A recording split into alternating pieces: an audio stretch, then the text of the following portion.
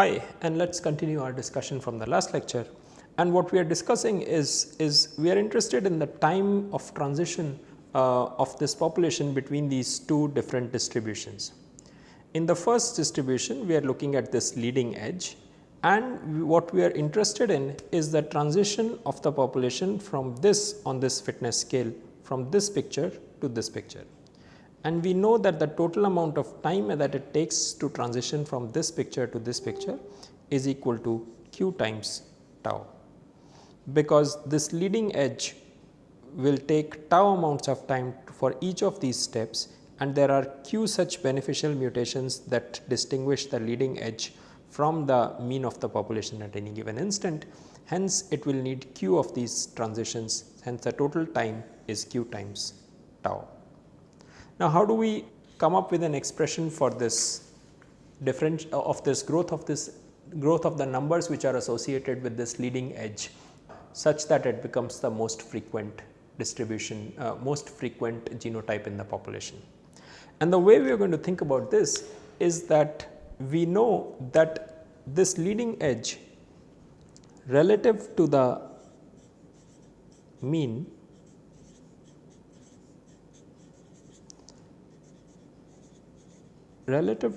fitness, the leading edge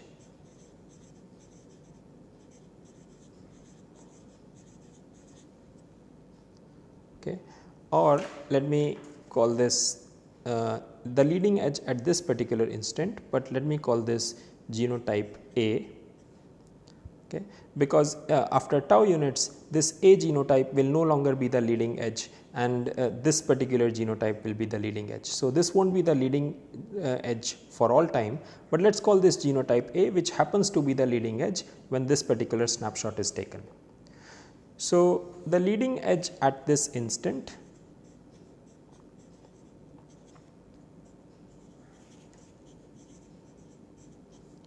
which is genotype A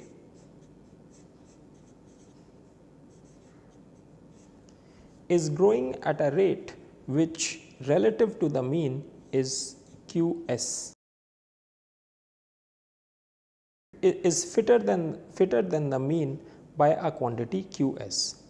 That means relative to the mean, its numbers are increasing in the following manner: e to the power Qs, and that happens for time tau while the leading edge or the genotype A is still the leading edge.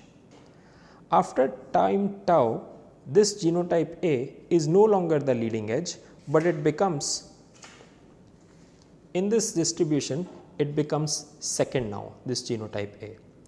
While this new beneficial mutation has become established in the population, the mean of the population, the mean fitness, has also moved from this particular genotype to this particular genotype. So, when this has become established, because the wave is moving towards the right at a constant speed, the new mean fitness of the population is being defined by this particular genotype. That means the distance between genotype A and this new mean is no longer Qs units in fitness, but Q minus 1 units, because genotype A has remained where it was, but the mean has moved up S units. That means that the distance, the relative advantage of genotype A over the mean has now become reduced by S units, and the new advantage that this genotype A holds over the mean is Q minus 1 S units. So, it remains as a leading edge for time tau.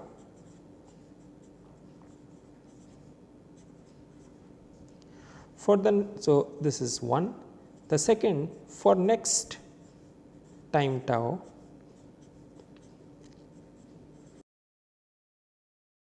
the genotype A has an advantage of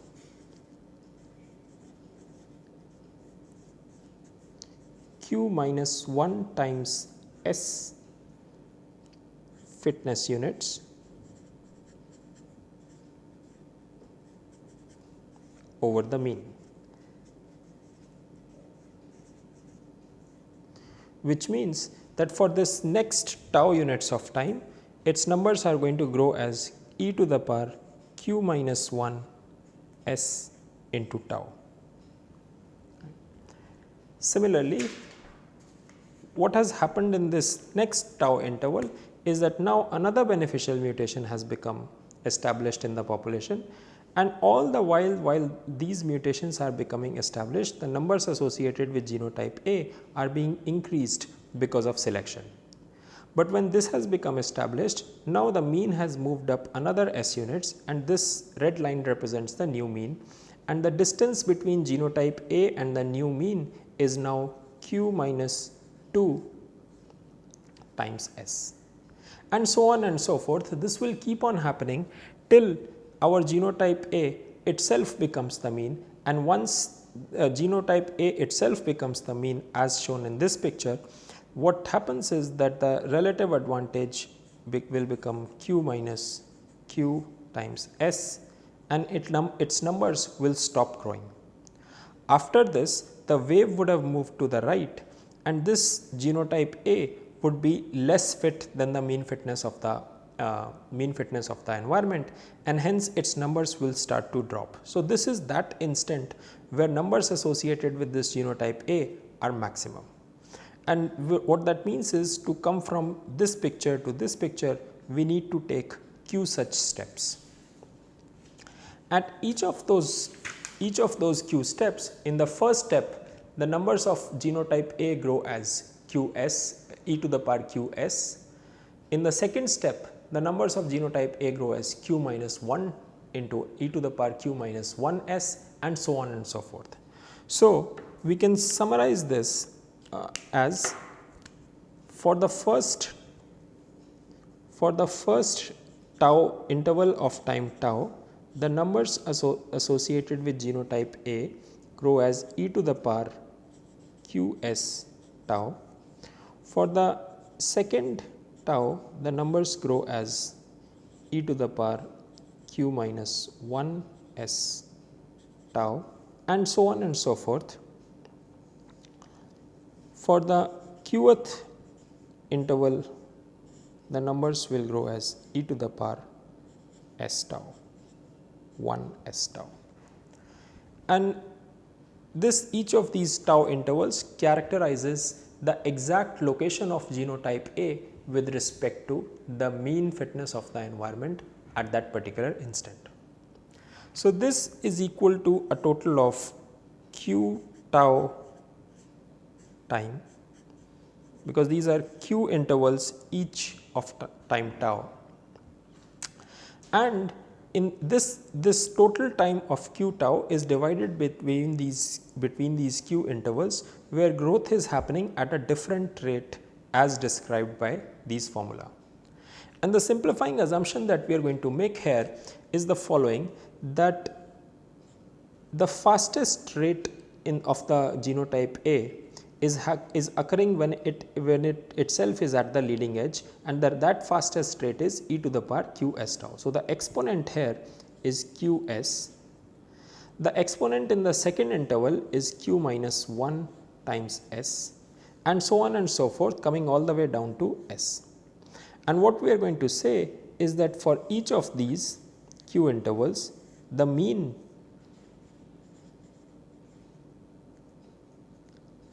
advantage of genotype A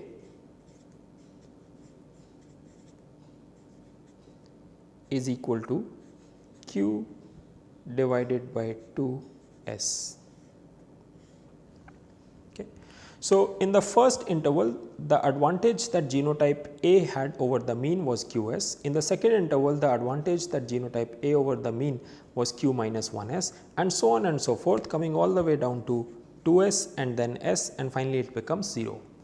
So, if we are taking all of these q intervals together, the mean advantage that this genotype A has had over the mean fitness of the culture in this entire interval of time can be approximated as simply qs by 2, which is just the mean associated with these q values. Again, this is an approximation that we have made in order to come up with an analytical expression which describes, but this is not too bad an approximation in the sense that we are only interested in order of magnitude estimates of speed of evolution associated with our experiment. So, we have this mean advantage which is QS divided by 2. So, mean advantage of genotype A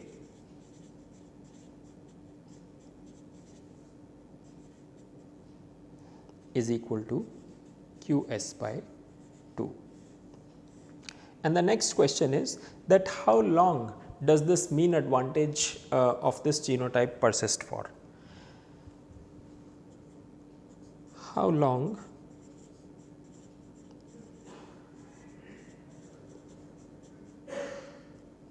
does this mean advantage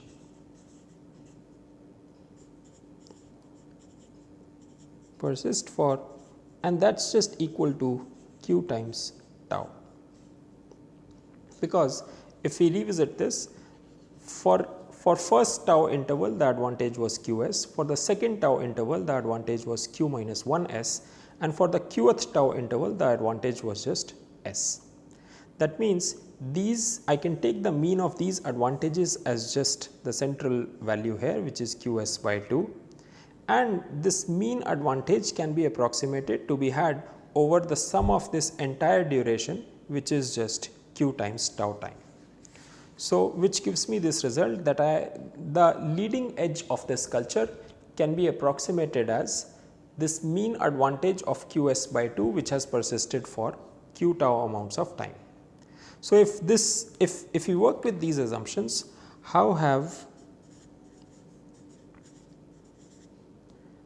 number of individuals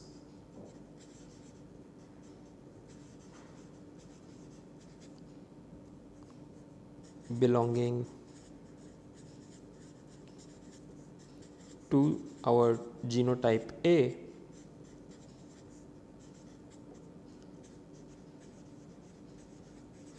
change in this q tau interval?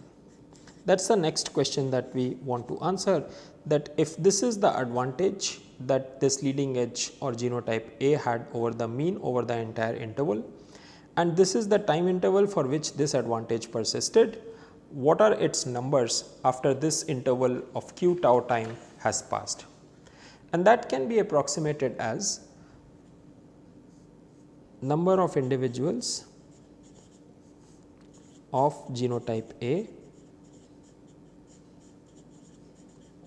is equal to n naught into e to the power q s by 2 into the time. So, this is the advantage, the relative growth rate with respect to the mean, times the time for which this advantage persisted, which is just q tau, and this is equal to something. Okay. And at this instant we do not know what that something is. N naught is the starting number of individuals which belong to genotype A, and that we can safely assume to be 1 upon Qs, because this is the number of individuals that we would need in that genotype A as leading edge before we can say that genotype A became established in the population. When the numbers of genotype A were less than this, then that particular genotype is still susceptible to genetic drift and it has not become established. But once the numbers reach 1 by Qs, that is when we say that it has become established. So, n naught is just 1 by Qs, and this expression in the exponent becomes e to the power q square s by 2 into tau, and this is equal to something in the right hand side which we have not yet defined. But let us revisit this again. In our distribution, this is fitness and this is number of cells. And when genotype A has become the most frequent genotype in my distribution, what that means is that of the total, and I know that the total size of my population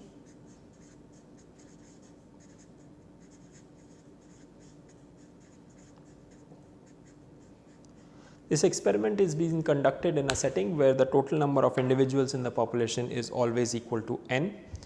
Then I can say that when genotype A has become the most frequent individual in the population, at that time we can say that the number of individuals of this genotype A is of the order of n. Okay. This is again an approximation because we do not really know exactly how many individuals belong to that particular genotype at this instant, but a good approximation is that it is of the order of n.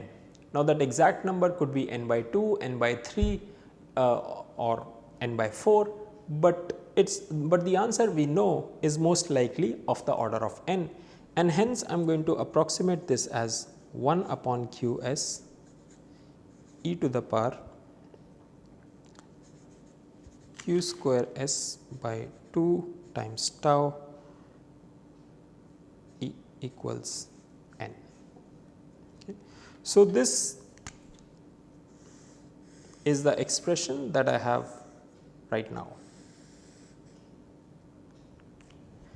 And again I solve this. What I am interested in from this expression is the value or the expression for tau in terms of n, s and q.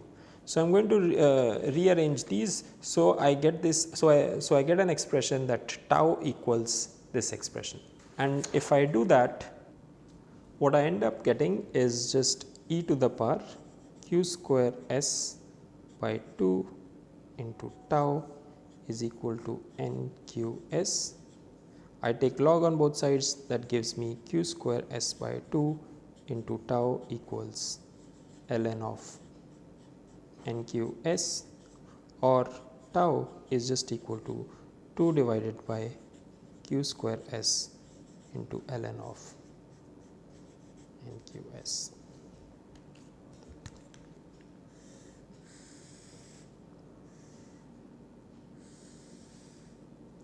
That is my second expression associated with the regime where mutations are happening rapidly, and I come up with an expression which estimates the value of tau in terms of my variable q. Again, q is somewhat arbitrarily assumed variable which defines that how far is the leading edge of this distribution that we have been talking about from the mean fitness at any given instant in time. So, this is one expression for tau which we have arrived at by looking at the distribution and calculating the time that it takes the leading edge to become the most frequent genotype in the population. In the last lecture, we had done the same exercise and come up with an expression for tau, where the approach there was calculating how long does it take for the leading edge to no longer be the leading edge and become next to the leading edge genotype in the distribution that we are interested in. So, using these two approaches, we have these two expressions for tau, and what we want to do together want to do is now solve these two expressions together and come up with values of q and tau. So, again this is the expression that we had obtained in the last lecture, which was calculated using the logic that we were interested in the time it takes for the leading edge to no longer be the leading edge.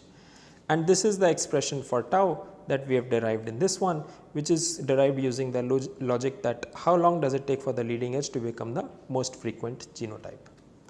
And now what we want to do is sort of work with both these expressions together, and solve for tau as well as q. Okay. We sort of have a good estimate for everything else, and we have two equations in two unknowns, and we can solve them together. Okay. And the easiest way to do that is let us equate these two values. We have each of these expressions is tau equals something, hence the two right hand sides of these two equations are also equal to each other. So, I am just going to write the right hand sides and then sort of simplify them and see how we can proceed towards solving for tau and q. If we do that, we get 2 divided by q square s times ln of n q s equal to 1 upon q s ln of q s by u. We can simplify this, we can drop this qs, this s gets cancelled, one of the q's get cancelled, and we eventually get q is equal to 2 ln of nqs divided by ln of qs by u.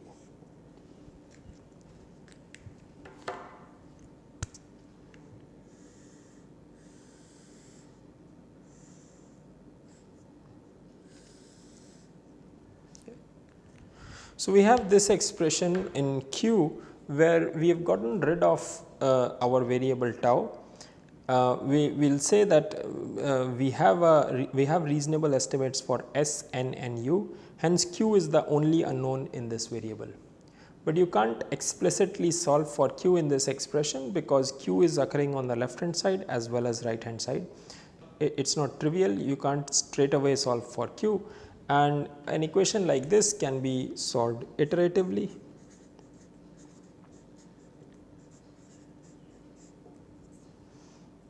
So, we will solve this iteratively for q, and the scheme is that once we get q, we can plug that q back in an expression we have already derived and get estimates of tau, and once we have tau, we will know the speed at which that wave is moving. So, let us try and look at how do we solve for this equation iteratively, and the approach that we are going to take is that we have q's. The problem with this equation is that we have q on both left hand side and right hand side, and there is no clear way to how to go about solving for q.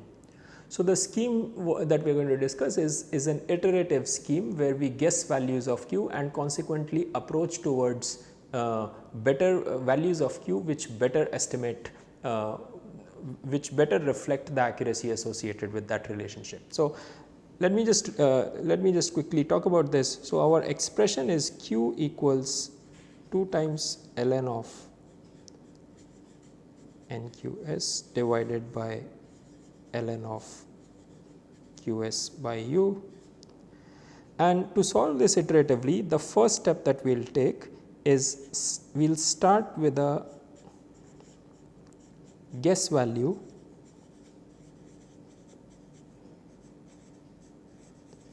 of q which is q naught. So, we just guess a value of q naught and that is our starting point. From there we get the next estimate of q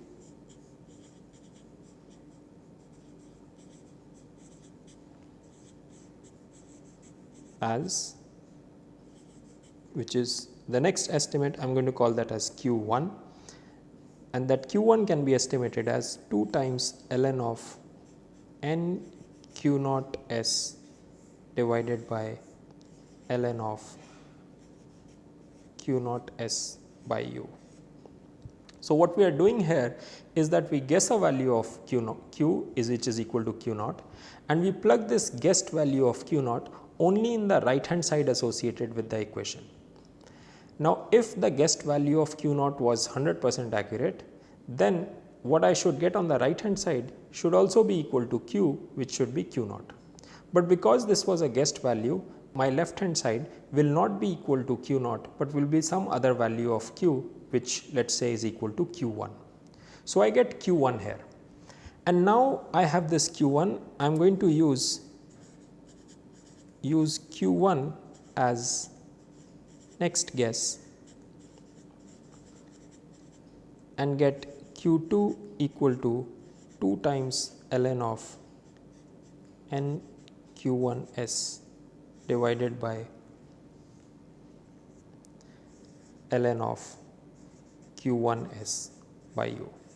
So, what we have done here is that now the value that we arrived at using my initial guess q naught, that value was q1, and now I am going to use this next estimate of q1 as my guess value and arrive at the next estimate of q, which is q2, and I will keep on progressing like this to higher values of q, qi plus 1. Every estimate of qi gives me the next estimate of q, which is qi plus 1, and I will keep on doing this till I converge to a certain value of q, where between two successive iterations of the scheme between qi and qi plus 1, the change that has happened in the value of q is negligible, something that I am happy to ignore, and that is when I will say that the scheme has converged to a particular value of q, and that is the q that I am interested in.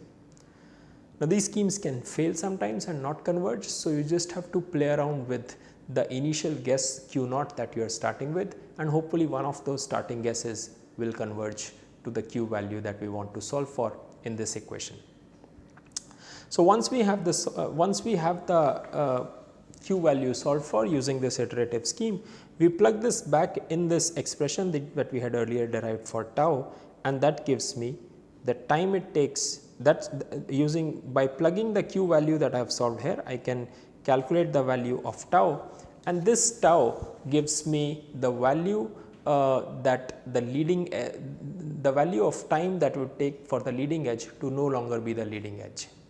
And if I have that, now I have q, I already have n, u and s, those are values that I have fairly good estimates of depending on what kind of experiments I am doing, and I have solved for q and tau. Remember, now let us go back in our discussion and talk about what did we start with. We started with hoping to come up with an expression which tells me about speed of evolution in this experiment.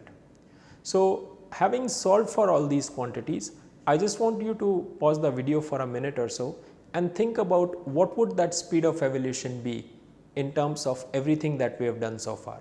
Now, we have solved for all the variables associated. Can we come up with an expression which tells me about the speed of evolution associated with this experiment? So, what you should think about, how you should think about this is the following, that what we are saying is that there is a travelling wave distribution, and at some time the wave maybe looks like this, and what we are saying is that in exactly tau times the wave moves up s units, which means after time tau the wave looks something like this. So, this corresponds to this corresponds to this. What we are saying that after time tau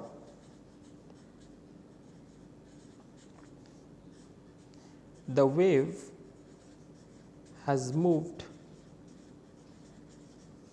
s units, which another way to think about this is that in time tau it is almost as if every individual in the population has increased its fitness by s units. Imagine this travelling wave imagine this travelling wave in a sense that everyone has jumped s units in this time tau.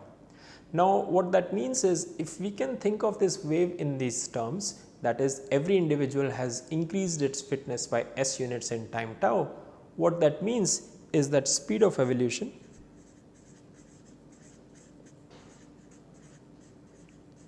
is just equal to s divided by tau, because in this tau interval the fitness increase in every individual is s. That means if increase in every individual's fitness is s, that means the increase in mean fitness is also equal to s.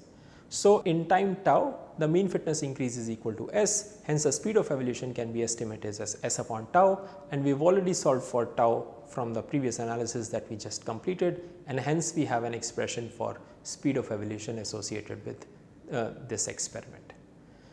So, in this way this was involved work, but in this way we have been able to come up with a relatively simple expression for speed of evolution, making some huge approximations, but something that hopefully gives us a good handle of order of magnitude estimates of speed of evolutions associated with these simple microbial evolutionary experiments in lab. We will change gears in the next class, and we will talk about something called game theory and associated that with evolutionary dynamics. Thank you.